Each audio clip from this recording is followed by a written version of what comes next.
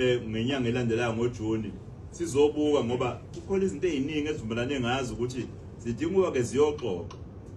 ukuze nabo uqonda kwabo uhambisane nokuqonda kwethu njengohulumeni ukuqonda kwamaphoyisa ngaba wethebu noma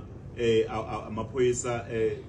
uSAPS ukuze konke okuzokwenzeka kwenzeke ngaphansi kwaleso sigaba leso sivumelane kanjalo siyafuna kodwa ke ukugcizelela ukuthi cha bakwethu impela la esifundeni saZulu-Natal makukhona umuntu okhona ngongekho emthethweni udla buyele ezweni lakhe akudingi nokuthi nje kuze kuthiwa uyozaphusha ukuthi abuyele ezweni lakhe udla buyele ezweni lakhe athola amaphepha phela asemthethweni ukuze wonke umuntu lapha kube umuntu okhona ngokusemthethweni lokho umthetho esikhuluma ngawo esithi ke kufanele kuqiniswe ilezo vumelwane ezenzile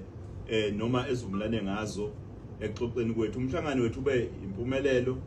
kuncane kakhulu esingathi asivumelani ngakho ngoba nokunye singeke sithi sesikuphethile ilokho kudinga ukuthi kuyohlalwa ngoba sivumela ukuthi kube khona laba bazohlala abazomthetho ukuze kulungiswe la khona esithi sifuna ukuthi njengabaholi bomphakathi sikwazi ukuthi sime ndawonye ngoba nabangabaholi bomphakathi nohulumeni umholi womphakathi ilokho kuphela nje engibona ukuthi ngaphawula ngakho.